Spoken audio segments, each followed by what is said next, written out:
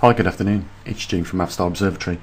Guys, I've came across something very strange and rare. I thought I'd bring it to your attention, and we'll do that just as soon as we say thank you to our patrons and the people that are supporting our observatory.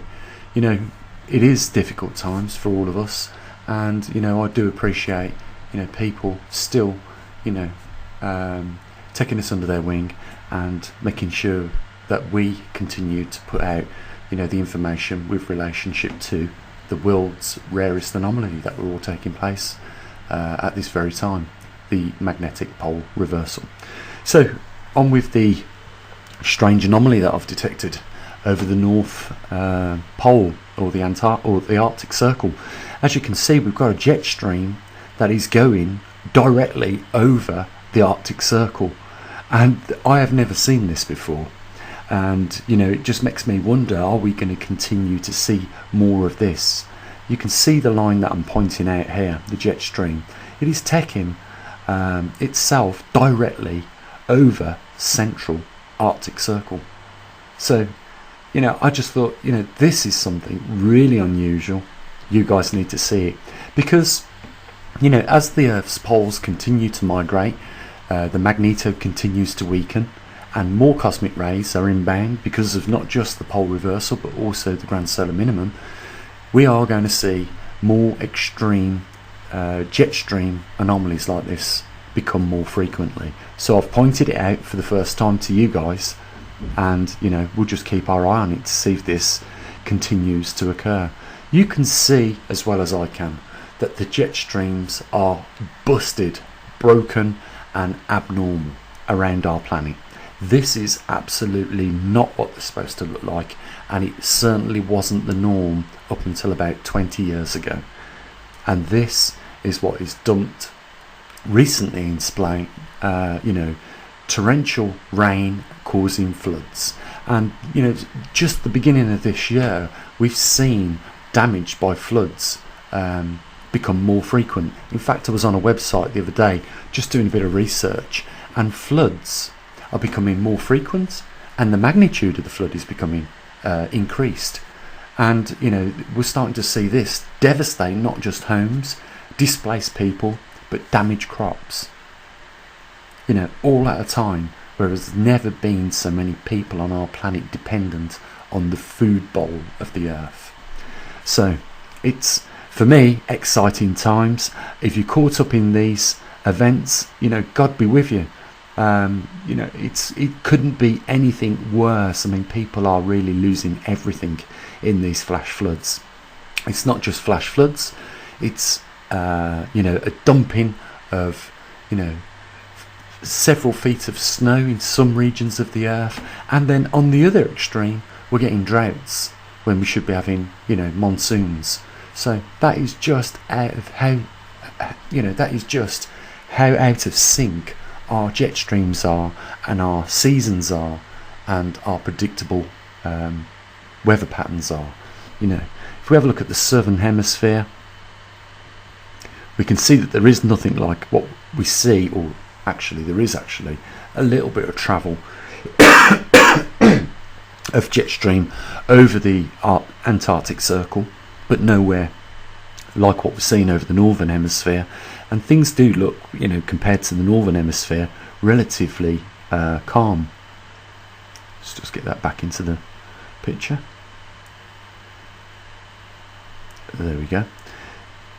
So yeah, you know, our Earth is going through some big changes, and most likely as a direct result of, you know, the poles reversing on the planet. And you know, we really don't know yet what will be the extreme measures when we get to the equilibrium part of this. You know, when we get to the worst of it, we're not there yet. It could be just a couple of years away. Let's have a look at where the magnetic North Pole was measured from last month on the 17th. So as you can see, we got about 117 miles to the 40-degree mark. At the 40-degree mark, it is theorized that when we get there, we should be leaving the strong field lines, which causes the magnetic North Pole to move very slowly, because the strong field lines is holding the dipole, in its position, but it is still being drawn away by the intensity which is now in Russia, as we already have figured out.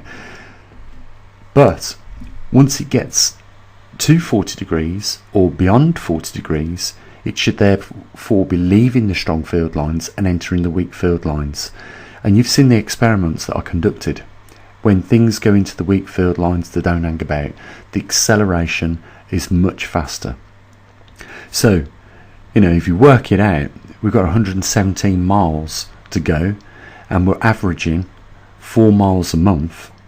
We've got about 29 months left, and that puts us at a time frame of August 2023. So we've got a couple of years yet to go, but we are progressively making our way there, as you can see from the pin marks that we've been placing every month. And it is at that point where not just the poles on our planet will begin to migrate faster, but I expect and anticipate more extreme weather during this time, and the magnetosphere should deplete a lot faster around about that time as well. So we're very close, guys. The time isn't long. We've waited nearly 10 years so far to get to this point, and we have done reasonable preparation. We've got magnetometers in most of the locations where they need to be. There are a couple that we need still to get out there. We could do with getting more muon detectors out there, and we will do our best, but it is inevitable that we raise the cash to do this now, because there is very little time left, and now is the time to get our second breath and really push forward with this. We've done something completely different, and people tell me, they say, Gene, what you've done is absolutely amazing. Single-handedly, apart from being funded by a lot of other people, but pretty much single-handedly, you have built an observatory that is monitoring one of the biggest and rarest events on this planet, and not done too bad a job of it. And it's really nice to hear people say such things like that. But my biggest fear is that the funding starts to slow down, and when it should be speeding up, and we should be getting more and more, and therefore putting more and more equipment out so we can monitor this as we get closer to that mark. August 2023 is not that long away. We've got 29 months, just to put it into perspective, and we could see all hell break loose on this planet. Now, I believe the governments are aware of what's going on with this, and that's why I believe you can't get anything above level 2 from the Swarm mission from the European Space Agency. Now, why can we get pretty much live footage on the hour from stereo A, stereo B, taking photographs and giving us live information with regards to solar radiation and solar wind power density? Why can we get that and all the other things that we can get our hands on today, but not the magnetic data? Why can't we get our hands on that? What's going on? There's something else that's going on, guys. You try and get a space environment overview like the ones I show in my video. Again today, just for the stubbornness of not giving up, I was doing a search for another chart that was the same as the ones that we use, because that would be perfect. We've already got 2 space environment overviews, one I believe from 2012, another from 2014, or is it 2017? But what we need is the one that shows us the point at time of where we are roughly now, and that is because I already know where I'll see if we can get our hands on one of these environmental overviews. We will see a massive increase in cosmic radiation. Let's just go and have a look at the cosmic, the environmental overview, the latest one I've got. So this is the latest space environment overview that I have to hand. It's 2014, but it does show us the last three or the last 2.5 solar cycles. We can see where we are in solar cycle 24 right at the end, and if we just go to the next component down, we can see the sunspot numbers, and if we go to the next component down, we can see the cosmic ray indications. Now look what happens when the sunspots go into a solar minimum. Can you see the increase in cosmic rays? We'll just go back to solar cycle 23, 22, and then 21. We just get the little bit of it at the beginning of the chart, but have a look at the increase in cosmic rays every time we get a new solar cycle begin. So it's in the minimum where we get really increased levels of cosmic radiation. So we got an indication of what's going on clearly here, and none of these agencies have came out and said, look, we have a real problem, we've got an increase in cosmic rays. And from the last 3 solar cycles, they have been increasing. So for the last 33 years, cosmic rays have been on the increase, and they're increasing exponentially.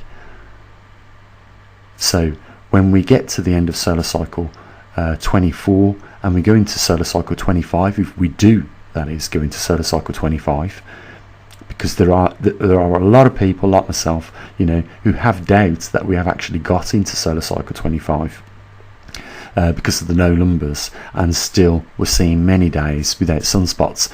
But we know what happens when the sunspots drop off to 0 or around about that figure.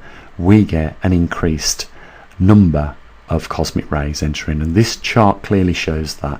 And that's really why I need to get my hands on something a bit newer than this, because I want to see what's happening right now. Because my best bet is we've still got cosmic rays inbound. Another important thing here is if we look at solar cycle 24, which is on the right hand side, you can see that in 2014, 2015 we was in solar maximum. But here's something that happened that has never happened before. Have a look at the cosmic rays beneath it. That's right, they didn't stop coming through, even through solar maximum, like they did in solar cycle 23 and solar cycle 22. So even with weakened solar cycles, we get no protection. It's still, we get very, very little protection, and solar cosmic rays and galactic cosmic rays still come through our upper atmosphere. And this is going to trigger off an increase in cancer rates. It's going to create a lot more cardiac arrhythmic problems, so more people are going to die of heart attacks, and it's going to do this not just to human beings, but life across all the biodiversities on our planet. So I'll leave you with that to think about. Guys, if you would consider supporting us at our observatory, the links are down there, and really now is the time to start gearing up and getting behind us with this. We are entering the critical time, the time that more needs to be done now. It is almost panic time. We don't have long left. We've got to August 2023, and then we are going to start to see some real dramatic changes on our planet. So I implore you to get behind us so that we can get more stuff out into the field, more equipment, we can collect more data using the scientific method, and we can relay that back to you guys. This is the most important anomaly humanity has ever witnessed. Okay, I don't feel that there's any more to say other than you take care of your loved ones. I'll be back tomorrow with the Earth Health report, and I'll say what I usually do. Bye for now.